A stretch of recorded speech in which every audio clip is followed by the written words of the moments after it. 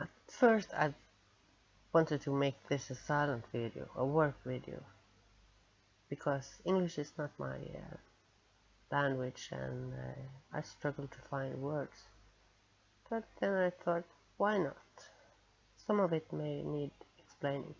This is when you play with the polymer clay, and especially when you make polymer clay canes, you get a lot of scraps, and it's a shame to waste any clay. So I use all my scraps. You never know what you can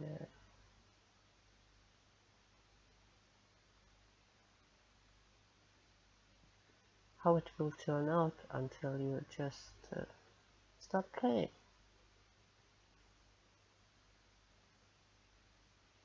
I try to collect colors that fit together in one box. So when I want to make something out of them, I just have to get that box and start playing. Everything with foil or mica powder go into one, so it do not blend with the raw clay with nothing in it.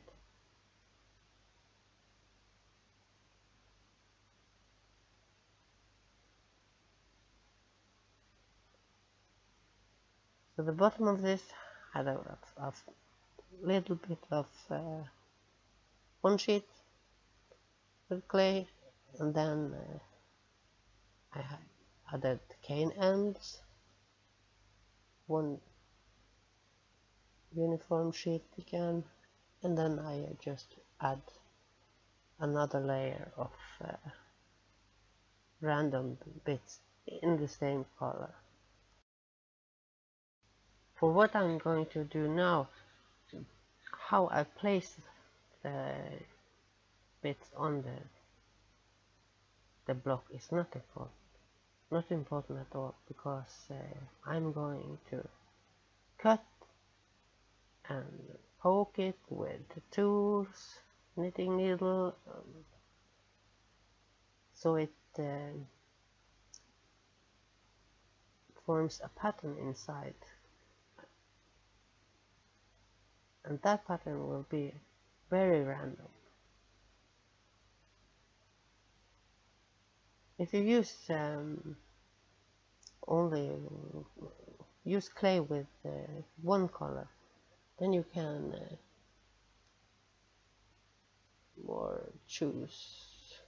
Yeah, you can control it a little bit, but for this I am just adding and adding contrasting colors together with solid colors. I want a very messy sheet of clay on the other side of this. Even the small bits, everything can go into this if it's the same clay. Now I just use a ball tool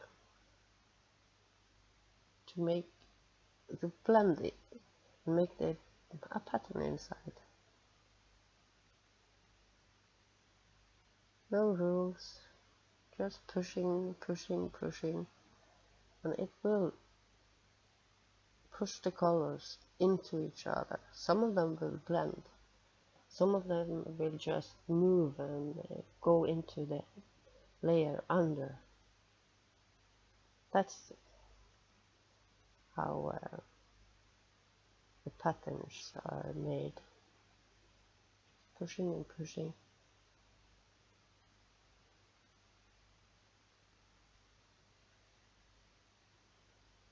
I want the colors to go into each other. As you see, the knitting needle is,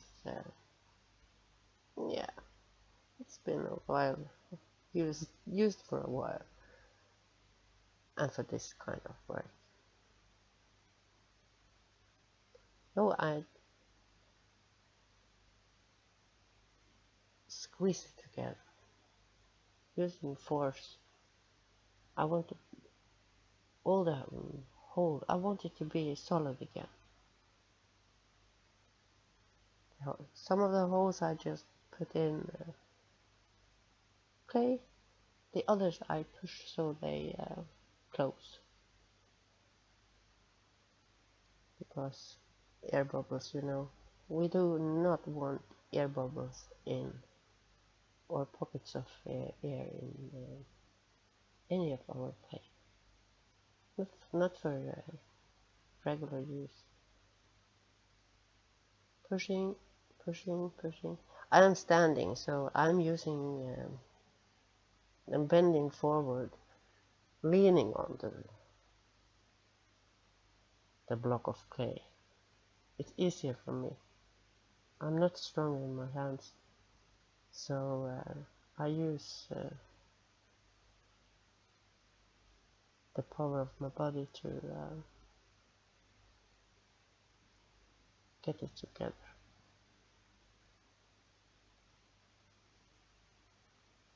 Pushing, we want the clay to close all the gaps inside.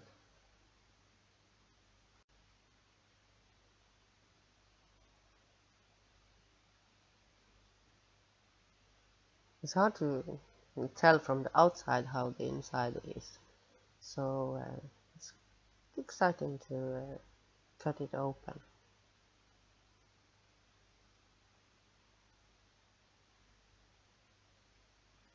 Almost done. Just flatten it a little bit.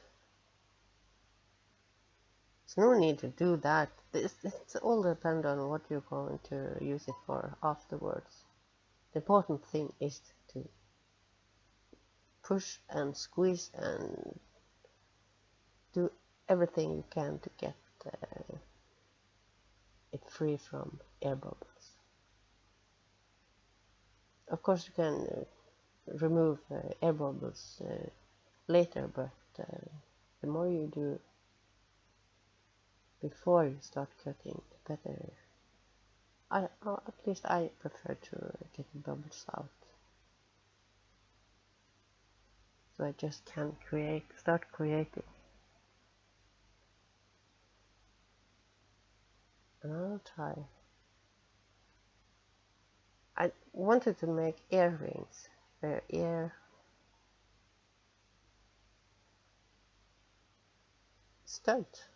stud earrings, but I'm not sure the metal is allergy friendly, so I'm going to make a kind of button I'm going to use in one of my junk journals as a closure. That is the first project. But look,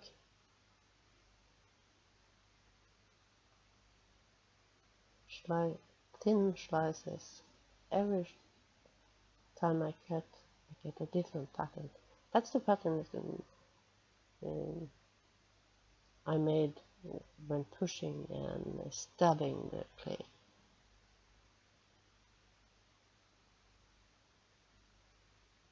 Now the secret is revealed. Like you place if you place those shavings on a new sheet of clay, then you get yeah, a new, a very artistic kind of sheet of clay you can work with. Or you can cut it into squares. Just skip everything. Just cut and look at the inside. Oh, okay. make beads out of that. Just cut and make holes.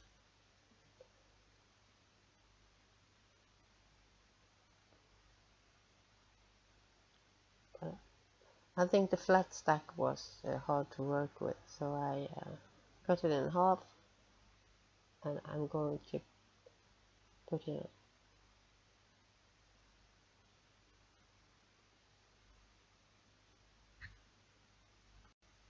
It's kind of pretty on its own. When you add it like that, it's called Natasha. It's a lady named Natasha who showed it, and yeah, we call it Natasha bead. Most know, if you're going to search for how to make Natasha beads, you will find very many. It's a technique to get symmetrical patterns. I can make a video later, but there's very many Natasha bead videos out.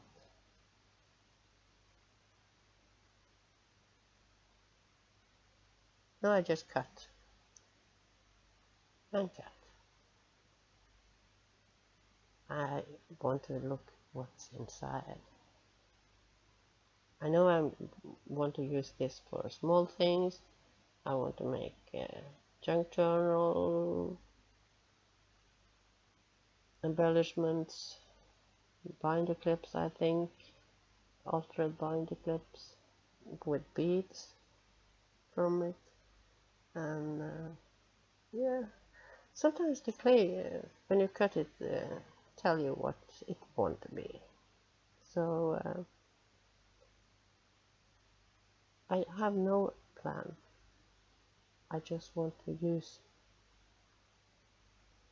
the scrap clay for something.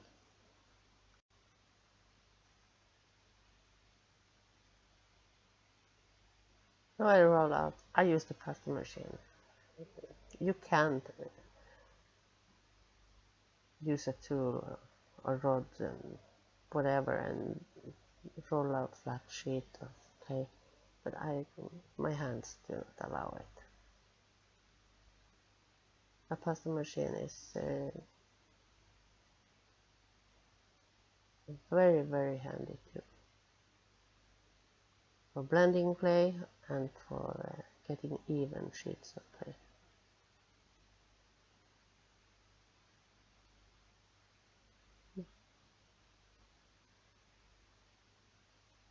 There's a small uneven shavings are not easy to work with as they are, but by placing them on a sheet of clay, and that can be you can take scrap clay and make a background, and then put the pretty colors on top.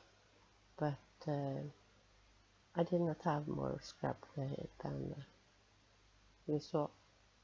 I just started playing again after a long paper break, paper craft break. Paper and dust do not mix well with clay, so I feel I kind of had to choose. And now it's time to play again.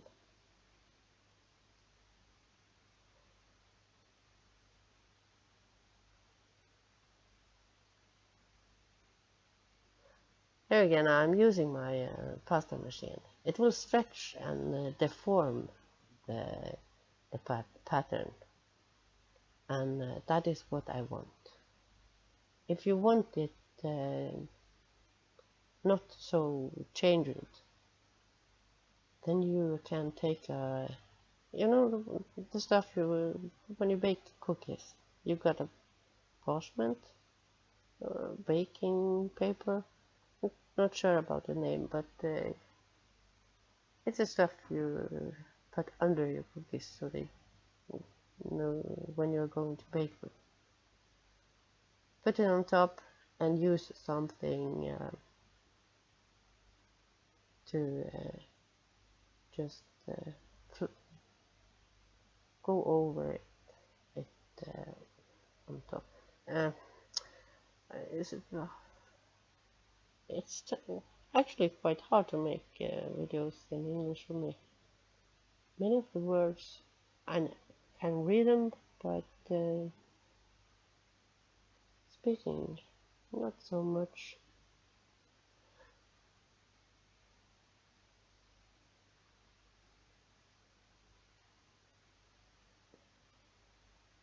Silicone forms. I bought mine at eBay. It worked. I used them for buttons, and this is going to be the small cutters.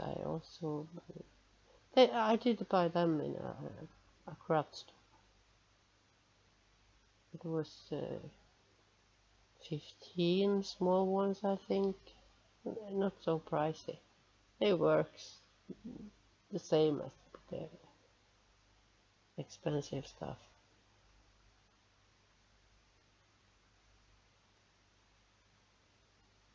Be careful not to cut your hand.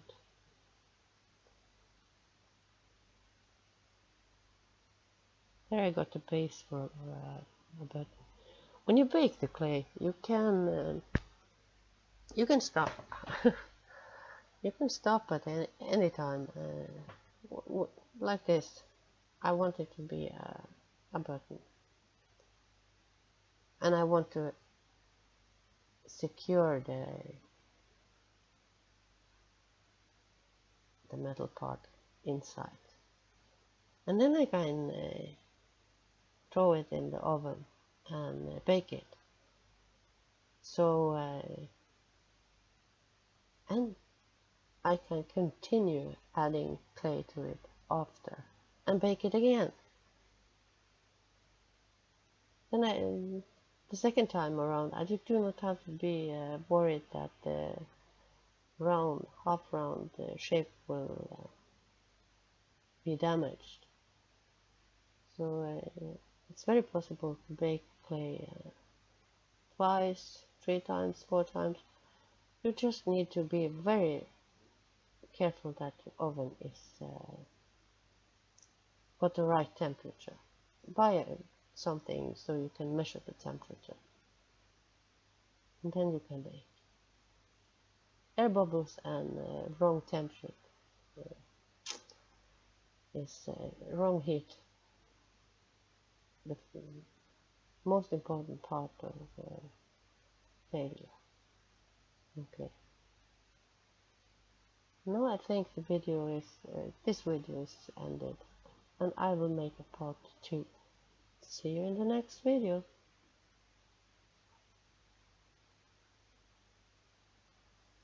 The cell phone got so little storage, so I have to make many parts. I will continue working with all this clay. See you.